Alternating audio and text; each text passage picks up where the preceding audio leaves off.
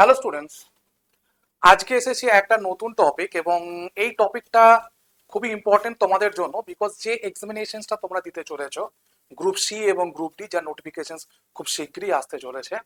তো সেই এক্সামিনেশনটা যাতে হাত থেকে বেরিয়ে না যায়, কারণ এই সুযোগ হয়তো আর কবে পাবো আমরা নিজেও জানি না। তো এই সুযোগটাকে আমাদেরকে একবারই কাজে লাগাতে হবে। তো সেই একবার কাজে লাগাতে গেলে যারা যারা এইটাকে কাজে লাগাতে পারে বা যারা সাকসেসফুল হয় আর যারা সাকসেসফুল হতে পারে না তাদের মধ্যে তফাৎ কোথায়, এটাও বলতে পারে ভিডিওর টপিক। আবার যে ভুলগুলো করি সেটাও বলতে পারে এই ভিডিওর টপিক। আমরা ভুল করি বলি তো আনসাকসেসফুল অবস্থায় রয়ে যায়, আর যদি সঠিক যারা করে তারা তো সাকসেসফুল হয়ে যায়। তাহলে এই যে ছোট ছোট ভুলগুলো যেগুলো আমরা করে থাকি, যেটা একটা স্টুডেন্টের ওপর দিয়ে হয়, সেগুলো আমি বুঝি। তো সেই জন্যই তোমাদের সামনে আজকের যে ক্লাসটা নিয়ে এসেছি, সেই ক্লাসটা খুবই ইম্পর্টেন্ট তোমাদের কাছে এই কারণে বিকজ এই জিনিসগুলোকে প্রথম থেকে আমাদেরকে বাদ দিতে হবে, তাহলেই আমরা একটা সাকসেসফুল লাইফের সন্ধান পাবো। Without this it's not possible to make it successful. দেখে নি কি সেই ভুলগুলো যেগুলো আমরা বারবার করে থাকি। প্রথম পয়েন্ট দেখো, ইউজ ম্যাক্সিমাম রিসোর্স। এটা সব থেকে বড় ভুল যেটা একটা স্টুডেন্ট করে থাকে। অর্থাৎ আমি পিডিএফ জোগাড় করলাম, বেশ,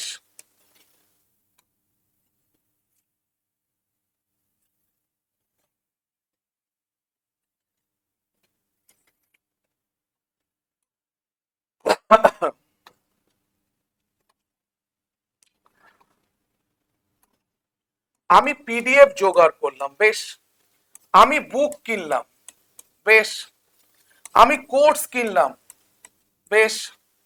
এরপর দেখো এইগুলো মাল্টিপল হয়ে যায়।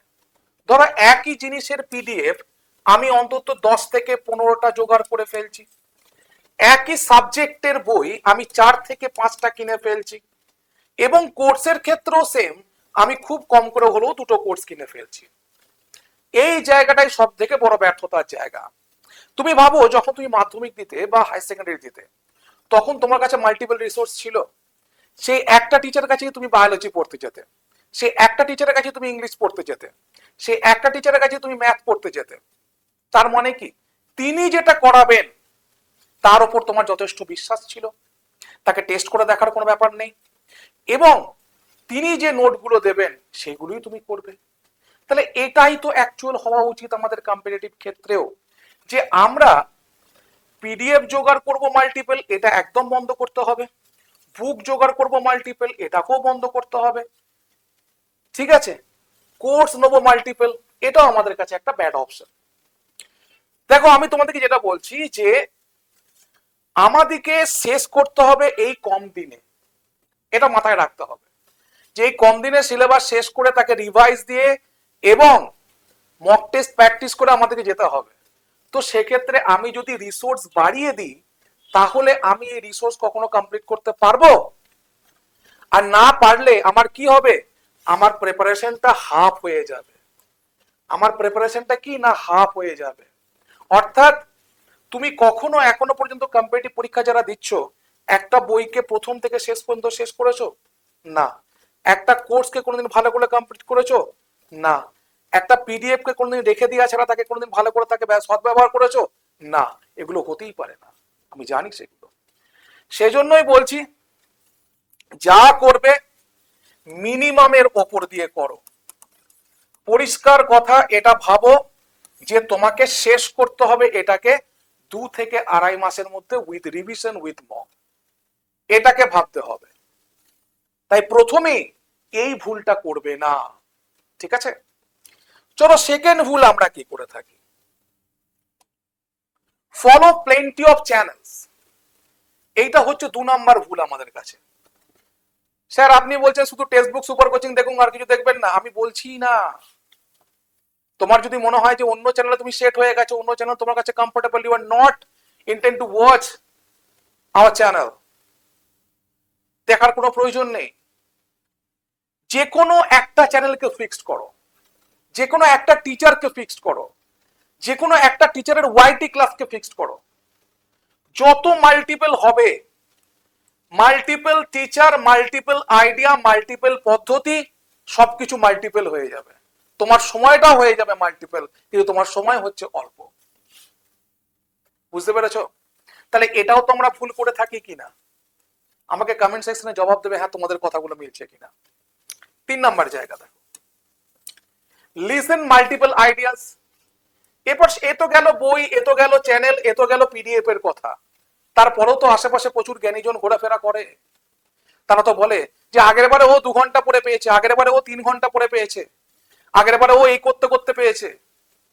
এই ঘটনার কতটা সত্যতা আছে তা কিন্তু আমরা ভেবেও দেখি না, বা তাদেরকে বিচার করেও দেখি না। আমরা শুধু বিশ্বাস করি সেই মানুষটাকে, যে মানুষটা এই কথাটা বলছে। আমরা এটা দেখি না তার ব্যাকগ্রাউন্ডে সে আদেও এই কথাগুলোর বলার যোগ্যতা রাখে কিনা। যোগ্যতা মিন্স এটা যে সে আদেও এই জায়গায় যায় কিনা, অর্থাৎ এই জায়গাগুলোর ওপর দিয়ে সে সবসময় বিরাজমান হয় কিনা। আমরা দেখো কখন নোটিফিকেশন আসছে দেখছি, নোটিফিকেশনে কি চেঞ্জ হচ্ছে দেখছি, এটা আমাদের কাজ। তো আমাদের কথায় বিশ্বাসযোগ্যতা বেশি হবে, না একজন মানুষ কোনোদিন কোন একটা মানুষকে দেখে একটা ফেক আইডিয়া করছে তার আইডিয়াটা বেশি হবে? তোমরাই বলো, বড় তো হয়েছো। তাহলে লিসেন মাল্টিপল আইডিয়াস, কে কি বলছে পাশের বাড়ি, কে কি বলছে তোমার পাড়ার লোক, এগুলো কিছুদিনের জন্য বাদ দিতে হবে। বলবি 2 মাস পরে বলবি, ওয়েট কর, শাট ইউর মাউথ, 2 মাস চুপ থাক, তারপর যে কোনো জ্ঞান আমি শোনার জন্য রাজি আছি। কিন্তু এই 2 মাসে আমি শুনবো না, এই সুযোগ পেয়েছি একবার, হারাতে দেবো না। Next, fix in basic stage. দেখো এই জিনিসগুলো করতে করতে মাল্টিপল আইডিয়া শুনছো, মাল্টিপল চ্যানেল দেখছো এবং প্রচুর রিসোর্স জমা করছো, এই করতে করতে তুমি কোথায় রয়ে যাচ্ছ না, fix in a basic stage. সেই তোমার স্টেজ হচ্ছে বেসিক, যেখানে তোমার এখনো কনসেপ্ট ক্লিয়ার হয়নি। চ্যানেলে এসে বলবে স্যার আমার কনসেপ্টটা ক্লিয়ার নেই, চ্যানেলে এসে বলবে স্যার আমার ইংলিশটা এখনো পর্যন্ত দুর্বল, বলবে তো? তাহলে এই বেসিক স্টেজে থাকতে থাকতেই তোমার পরীক্ষা হয়ে চলে যাবে। সেখানে আরেকজন ব্যক্তি সে 3টে স্টেজ কমপ্লিট করে ফেলবে, বেস, ইন্টারমিডিয়েট, অ্যাডভান্স। কোথায় যাবে তুমি? যেটুকু রিসোর্সই তুমি পাও, যে পৃথিবী মানে তুমি পশ্চিমবঙ্গের যে কোনো প্রান্তে থাকো বা পশ্চিমবঙ্গের বাইরে থাকো, অনেক স্টুডেন্ট এরকম পরীক্ষা দেবে যারা পশ্চিমবঙ্গের বাইরে গিয়ে কাজ করছে, তাদের জন্যও এই ভিডিও। ঠিক আছে? তো যেখানেই থাকুক না কেন, যেখানেই থাকুক না কেন, যে রিসোর্সটুকু থাকবে, তুমি যেটুকু পাবে সেটুকুকে একদম তলানি পর্যন্ত ব্যবহার করার চেষ্টা করবে। ঠিক আছে?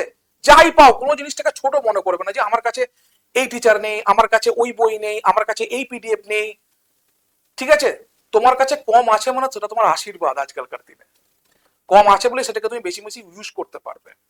তো যাই পাও না কেন সেটাকে 3 থেকে 5 বার তোমার রিভিশন চাই চাই। অর্থাৎ বেসিক স্টেজ থেকে বেরিয়ে এসো, এটা খুব ডেঞ্জারাস। ঠিক আছে? চলো, এই স্টেজেই মানুষ বেশি, ম্যাক্সিমাম স্টুডেন্টস এই স্টেজে থাকে, এখান থেকে বেরোতে চায় না। Don't get practice revision. ভাই আমি আমি বেসিক স্টেজ থেকে বেরোতে পারিনি, সেখানে আমি প্র্যাকটিসে যাব কি করে, সেখানে আমি রিভিশনে যাব কি করে?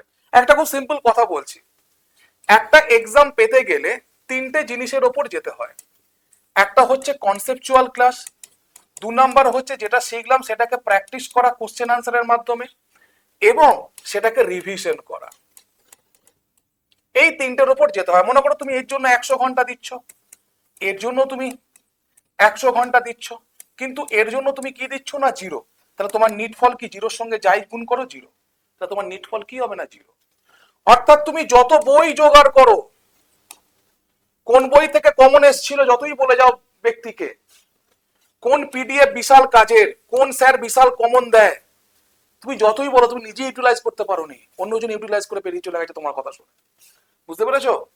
তাই যেটা করব আমরা সমান তালে করব। অর্থাৎ তুমি যদি এখন থেকে মিনিমাম 500 ঘন্টা সময় যদি কনসেপ্টের জন্য দিতে পারো, তাহলে প্র্যাকটিসের জন্য তোমাকে 500 ঘন্টা দিতে হবে এবং রিভিশনের জন্য তোমাকে 500 ঘন্টা দিতে হবে, তবে কিনা তুমি একটা রেজাল্ট পাবে। Without this you do not get the result. এইগুলো করতে গেলে দেখবে তোমার কাছে আর দেখবে কোনো জিনিস হার্ড থাকছে না, আর দেখবে কোনো জিনিস তোমার কাছে বুঝতে পারছি না এরকম থাকছে না। তখন মনে হবে, তখন এই প্রশ্ন আসবে, স্যার আমার স্কোরটা বাড়ছে না, আমার স্কোরটা বাড়ছে না। বুঝতে পেরেছো? মানে মানুষের এক এক সময় এক এক ক্রাইটেরিয়ার উপর মানুষ বেঁচে থাকে।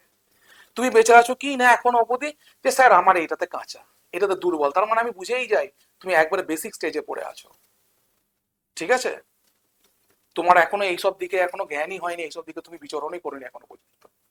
চলো next, hardly solve mock. Mock is very important for every examinations.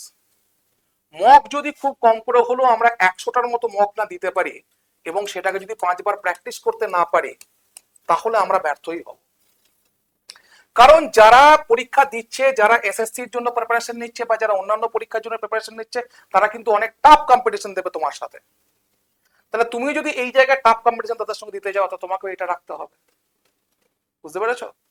তো এতগুলো জায়গায় আমরা ভুল করে থাকি, এতগুলো জায়গায় আমরা এই সলিড ভুলগুলো করে থাকি যেটা আমরা বুঝতেও পারি না নিজের অজান্তে।